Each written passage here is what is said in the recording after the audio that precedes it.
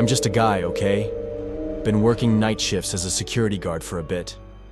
Not gonna say my name or anything, just, yeah. This happened at this old office building downtown, built back in the 40s. Crumbling brick, creaky elevators, the kind of place that smells like dust and old coffee. I started there 3 weeks ago, working the graveyard shift, 11 p.m. to 7 a.m. It's quiet, mostly. Just me, a desk, some monitors, and a thermos of cheap gas station coffee. The place always felt heavy, you know? Like it's holding on to something it don't want to let go of. First couple weeks were fine. Walk the floors, check the doors, make sure nobody's sneaking in to steal staplers or whatever. But then I started hearing stuff. Low thumps, like someone dropping a book, coming from below the basement level. I figured it was pipes or something. Old buildings make noises, right? My buddy Dave, he used to work construction, said old places like this got settling bones. I laughed it off, but it kept happening. Every night, around 2 a.m., thump, thump, thump. Slow, like footsteps, but muffled. I'd check the basement, find nothing, just concrete and some rusty lockers. But it bugged me, you know? Kept me on edge. Third week, I'm doing my rounds, and I noticed this weird grate in the basement corner, half hidden behind some old crates, like someone didn't want it seen.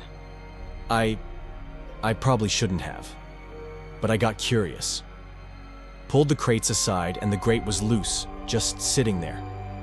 I lifted it, and there's this dark, narrow staircase going down.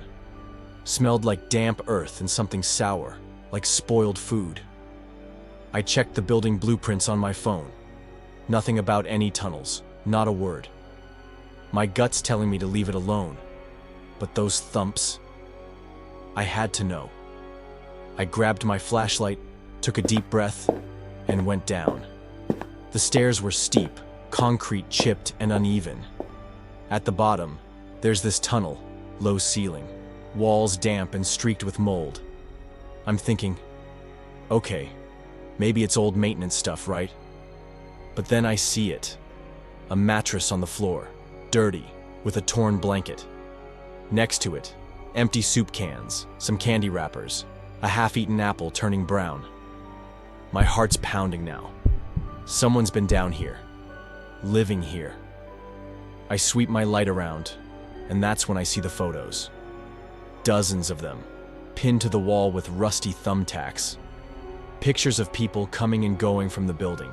Employees, delivery guys, even the janitor, Carl, who always smells like cigarettes. Some faces are circled in red marker, real sloppy, like someone was in a hurry. I'm standing there, frozen, trying to make sense of it. Who took these? Why? I ran back upstairs, called my supervisor, Rick. He's this grumpy guy, always chewing gum too loud. I tell him about the tunnel, the bed, the photos. He laughs, says, "Kid, those tunnels been sealed for years. You're seeing things." I'm like, "No, I saw it, Rick. I was there." He tells me to drop it, says he'll check it out later. I'm pissed, but what can I do? I go home, try to sleep, but I keep seeing those photos in my head. I forgot to lock my car that night, by the way. Found it wide open in the morning, which freaked me out even more. Next night, I go back to the tunnel. I know, dumb move, but I had to. I'm shining my light, and there's a new photo on the wall. It's me. Me, walking into the building, time-stamped from just a few hours ago. My hands are shaking so bad I nearly dropped the flashlight. The photo's got my face circled in red, with a big X over it. I'm thinking, who took this? How? I didn't see anyone. I'm alone down here, but it don't feel like it. The air's heavy, like someone's breathing just behind me. I hear a scrape like a shoe on concrete, and I bolt, tripping up the stairs, heart hammering. I call Rick again, no answer. I'm freaking out, pacing the security desk. Morning comes and I see Rick's car in the lot. Same old beat-up sedan, still there from last night, but he's not at our meeting. I check the security footage, hands sweaty on the mouse. There's Rick, 3 a.m., walking into the building, looking annoyed, chewing that damn gum. He heads toward the basement. No clip of him leaving. I rewind, watch again. Nothing. He's just gone. I checked the tunnel one last time, half expecting to see him down there. The photos are still up, but now there's one of Rick, circled in red, taken right outside the basement door. I quit that day. Didn't even give notice. I moved to a new town, got a job at a warehouse, day shift only.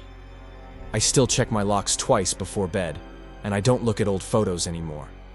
The building's still there, far as I know. I drive by sometimes, but I never stop. Sometimes I think about those tunnels, who's down there, watching, waiting.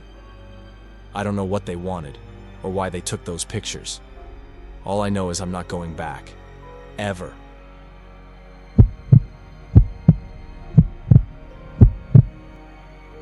Look, I'm just some lady, all right? Not sharing my name or nothing. I work night security at this big corporate headquarters downtown. All glass and steel. Fancy place where people in suits make big decisions. Been there a few months, 10 p.m. to 6 a.m. shift. It's quiet, mostly. Just me walking floors, checking doors, watching monitors. I spilled coffee on my uniform that night. Had to wear my backup shirt. Smelled like mothballs all shift. Dumb detail, but it bugged me. Anyway, this one night I'm doing my rounds, second floor, executive offices. It's like 2 a.m., dead silent, except for the hum of the vending machine in the break room. It always rattles when the fridge kicks on, drives me nuts. I notice a light on in one of the big offices, the CEO's or something. Not supposed to be on.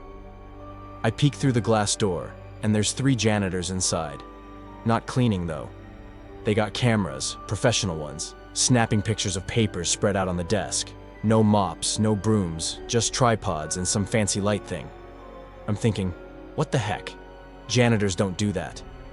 I knock, real loud, and they freeze. One guy, tall, with a buzz cut, walks over, calm as anything. I ask what they're doing. He pulls out a work order, says they're from Bright Clean Solutions. I know our cleaning crew. Sunnymates. Been the same company for years. I say, that's not our contractor. He just smiles, weirdly confident, and says, must be a mix-up, lady. We got clearance. I notice he's got a map of the floor in his pocket, marked with security camera spots. How'd he know that? Regular cleaners barely know where the bathrooms are. I let it go. Stupid, I know. But I'm alone, and they're 3 guys. I head to the security desk, check the logs. No cleaning crew scheduled tonight. I try radioing my boss, Mike, this guy who always eats tuna sandwiches and leaves crumbs everywhere. No answer. My keycard's supposed to get me into the server room to check more logs, but it's not working. Denied. I try the 3rd floor. Same thing. Locked out. I'm freaking out a bit, pacing, wondering if I imagined it all. I go back to the office. Lights off, nobody there, papers gone. Desk looks untouched, but I swear I smell that weird chemical cleaner they don't use anymore. Next morning, I tell Mike everything. He's like, no cleaners last night, Jen. You sure you weren't napping? I'm mad, but he shows me the schedule. Nothing. Then, that same day, news hits about a huge merger. Layoffs for thousands. Details in the article? Stuff from those papers I saw, word for word. Nobody should have known that. I tried digging, looking at old footage, but the cameras on that floor, blank for 2 hours that night. Mike says it's a glitch. I don't buy it. I report it to HR, thinking I'm doing the right thing. Next week, they transfer me to a new site, some warehouse an hour away. First shift there, I see them. Those same janitors, now in maintenance vests, carrying toolboxes, nodding at me like we're old friends. I froze, didn't say a word. I quit a month later, got a job at a grocery store, day shifts. I don't trust corporate buildings no more. Someone's selling secrets and they got eyes everywhere. I check my car mirrors every night now and I keep my phone off when I sleep. That place, it's still standing, still running. I just wonder who's really cleaning it at night.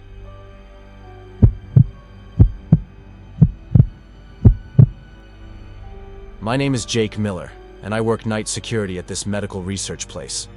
It's one of those fancy facilities, all glass and steel. where they do clinical trials, testing drugs and stuff. Been there a few months, working the 10 p.m. to 6 a.m. shift. It's boring most nights, just me, a flashlight, and a radio that crackles too much. The labs are always locked, super clean, like a hospital, but creepier when it's dark. Anyway, this one night, I'm doing my rounds, maybe 1 a.m. The halls are dead quiet, just the hum of the AC and my boots squeaking on the polished floor. I'm checking lab 3B, supposed to be empty, when I see light spilling under the door.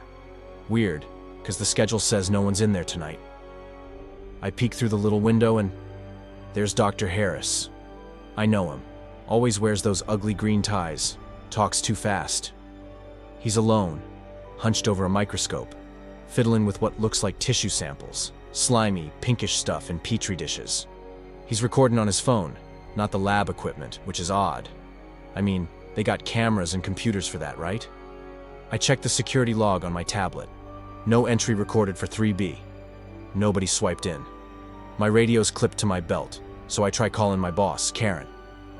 Hey, Karen, you there? Got someone in 3B, not on the log. Nothing, just static. I try again. Same thing. I'm standing there, staring at Dr. Harris through the glass, and he don't look up. Not once. Like he don't even know I'm there. I knock lightly, thinking maybe he'll explain, but he just keeps working, muttering to his phone. I don't know why, but I didn't open the door. Something felt wrong. Like I shouldn't be seeing this. The strangest part was how still he was. Most people, when they're concentrating, they shift around, rub their neck, something. But Harris was frozen except for his hands moving over those samples. His breathing didn't even fog up his safety goggles. And the samples themselves, they seemed to pulse under the microscope light, almost like they were alive. Made my skin crawl. I head to the parking lot to check for his car. Sure enough, his blue Honda's there, parked crooked like he was in a rush.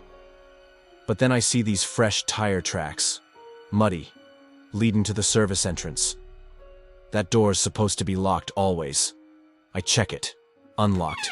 Just a crack. My flashlight catches a glimpse of the hallway inside. Empty. But the air smells heavy, like chemicals and something sour. I lock it back up, telling myself I'm overthinking it. But when I got back inside, I noticed something else. The elevator to the basement levels was humming, like it had been used recently. We ain't supposed to go down there. That's restricted access. Needs special clearance. The floor indicator showed it stopped on B3, the lowest level. I'd never even seen that button lit up before. Next night, I'm back, checking 3B again. Lights are off. Lab's empty, like nothing happened. I pull up the security footage from last night. There's Dr. Harris, 12:47 a.m., walking into 3B with a duffel bag. No exit footage. I scroll through hours, nothing. He's gone. I tell Karen when she comes in at 6 a.m. She rolls her eyes, says, Harris is on vacation in Italy. Posted a picture on Facebook this morning, time-stamped. I check his profile. Yep, there he is, smiling at some cafe, 8 a.m. Italy time. But I saw him. I know I did. Then I hear about the missing patients. 3 from recent trials. Families say they vanished after their last appointments. Local news picked it up, but the facility's lawyers shut down most questions. The families got real quiet real fast, probably paid off or threatened. I keep thinking about those tissue samples, that phone, those tire tracks, and that basement elevator. I didn't go back to 3B after that.